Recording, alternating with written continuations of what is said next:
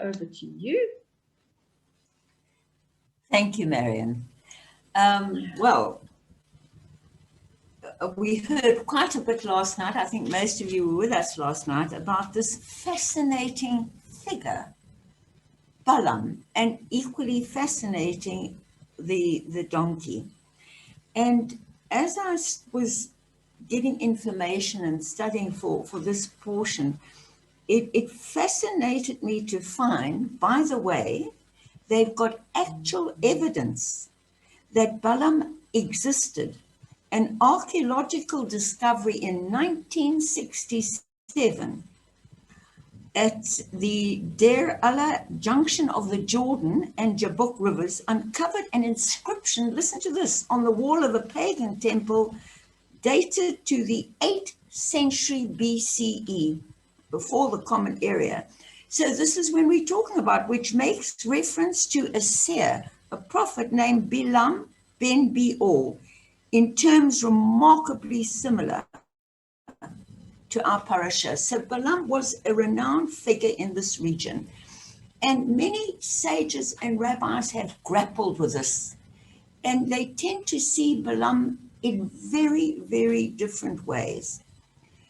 One extreme way in Judaism is to see him as something really incredible because he blessed Israel. How goodly are thy tents. And to forget about the temptation for silver and gold and to curse. So that's the one extreme. The other extreme we see in Christianity.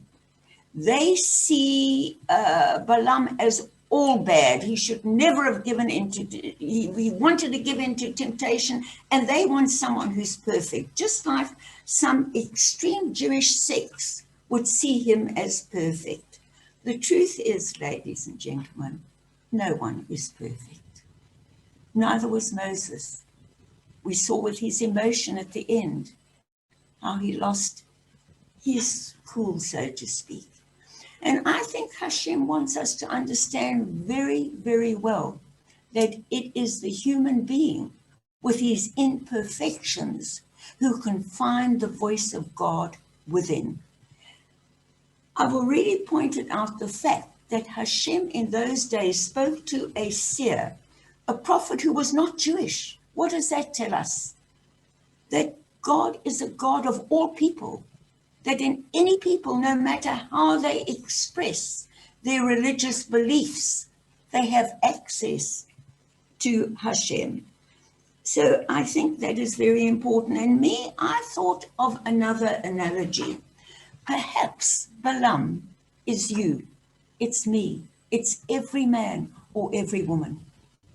It's those of us who, perhaps through our conditioning, the way we've been brought up in society, have a lot of bad thoughts and we wish bad on others. And yet within us we know that is not the right way to go. So I'd like to explore further that Balaam is a crucial key to our Torah.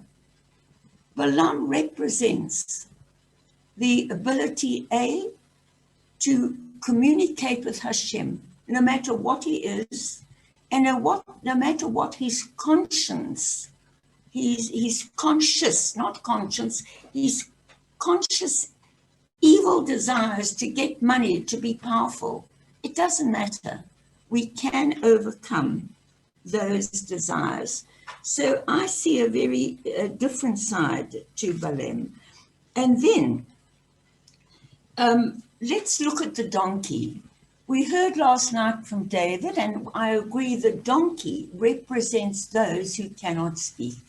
It represents our entire animal kingdom. It represents nature.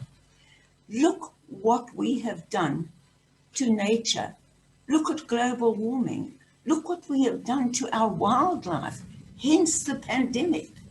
I've said it before, it makes me very angry when we talk about a Jewish God that's vengeful and punishing. Not at all. Our God is the opposite. It's a God of justice. He said, here are my laws, follow them, and then you will live in peace and harmony. But you and I don't follow them. Some less, some more. But where did we get this negative thinking, this fear, this hatred of the other? If we look deep within ourselves, if we look deep within our own subconscious minds, what the Torah calls, may the words of my mouth and the meditations of my heart be acceptable to you. The heart is the analogy for what we call, in a way, nurture, the difference between nature, what we've inherited inside from Hashem, what the trees have, what the animals have. They all have part of Hashem within them, goodness.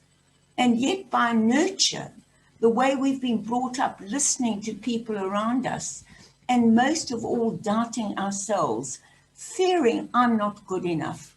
Somewhere we learn to think, I can't do this, or it's impossible. That lack of belief in ourselves leads us to envy others, to not believe we can achieve what we want, to be jealous, to think, oh, well, subconsciously we compete with each other.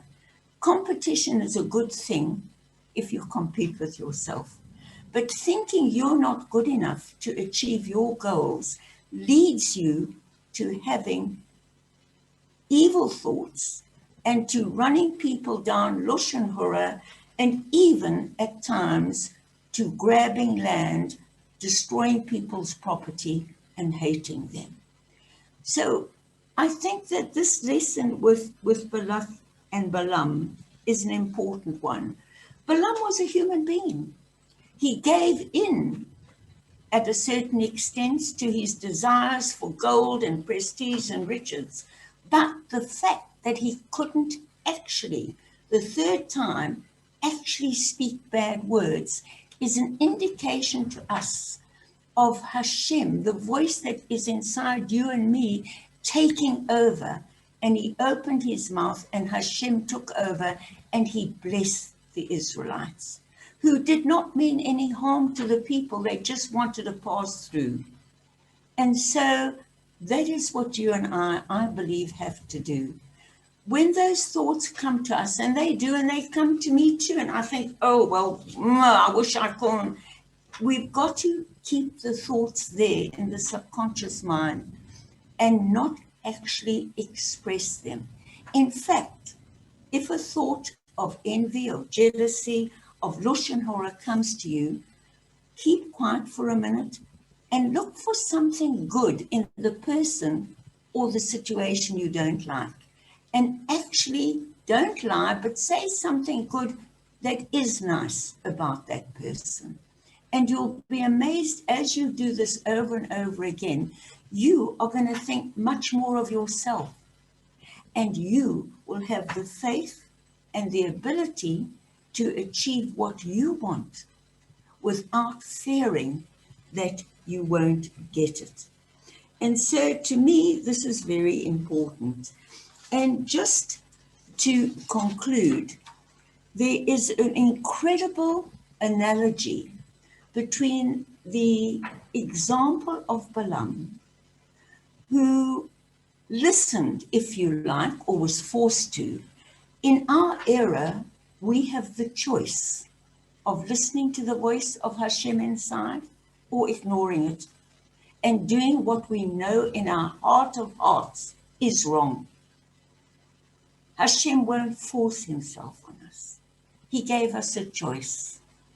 If you were a leader, as Hashem is, of the world and of us, what would you prefer? A people who had no option and were forced to do right, or people who understood how you'd created the world and who chose your path and chose to do good and developed themselves to walk in your image and believe in themselves and be a light unto the nations? And just before I share an amazing discovery, there was one other thing I want to mention about Balak that some rabbis have mentioned. Above all, he was a man who didn't care about other people. He was only interested in himself and what he could achieve. He didn't particularly represent his people that he lived amongst. When he was asked to curse the Jewish people and to prevent them and to make sure they lose the battle, he wasn't thinking of Moab's people. He didn't care about them. He cared only about himself. He wanted the riches. Now, if you compare him with Moses, and some of our Jewish sages have compared this man to Moses because of those words that Hashem put in himself. Moses was a man who, above all, even when the people let him down, even after he broke the Ten Commandments and had to go up and bring another set down, even when they built the golden calf, even when they grumbled, he still afterwards begged God to forgive them. He cared about the people. He had a mission. He cared about the people more than he cared about himself. So that's another distinguishing feature. But you've just heard the silent prayer read after Amidah. Elohai Netzor. Now, this was not part of the Torah originally, and I'm going to refer to it now because it sums up everything that Balaam was and battled against, and that you and I and every person has the choice to battle against. Those voices inside that say, I can't.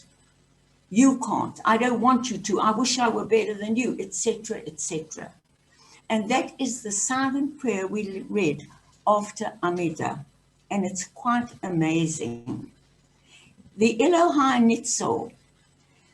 And I'd like to just mention this. At the conclusion of the Amidah, we have an opportunity of reciting a personal prayer, of looking inside ourselves, of choosing not to say those negative words, not to do that bad action, but rather looking for something good. So although the official structure of Amidah concludes with Sim Shalom, a prayer for peace, the rabbis, the ancient rabbis, decided to add various meditations. Isn't that amazing? And the version that appears in most prayer books as Elohai Netzor comes from Mar Bar Ravina, a 4th century sage, a 4th century sage or prophet, whose personal formulation is recorded in the Talmud. Now, we read that prayer, and I just want to read it again because it sums up everything that the analogy of Balaam is teaching you and me. May God guard my tongue from evil and my lips from speaking deceit.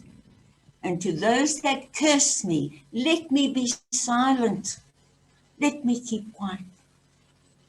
And let my soul be like the dust to all.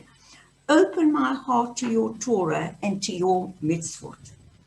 So the language of this prayer, this silent prayer, gives us an opportunity to switch from the Amidah, which is we, to become very personal in our connection with Hashem. And I thought that was amazing. We look inward to ourselves. We talk to ourselves so we can control that evil impulse, that negative word, that emotion, that harsh saying. And guard my tongue from evil and my lips from deceitful speech. So this is a reminder to us, is to be introspective, to look at ourselves. Each of us have some of Balaam in us. And that personal reminder to watch ourselves.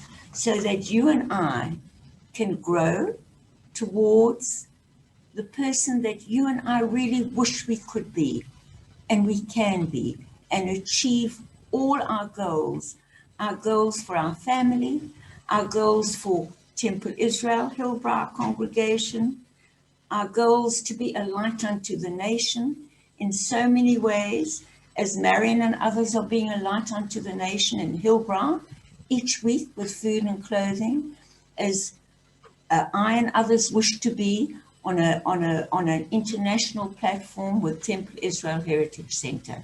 So I'd like to conclude and say, may you, through understanding your heart and the words of your mouth, achieve your dreams and your goals. Back to you, Marion.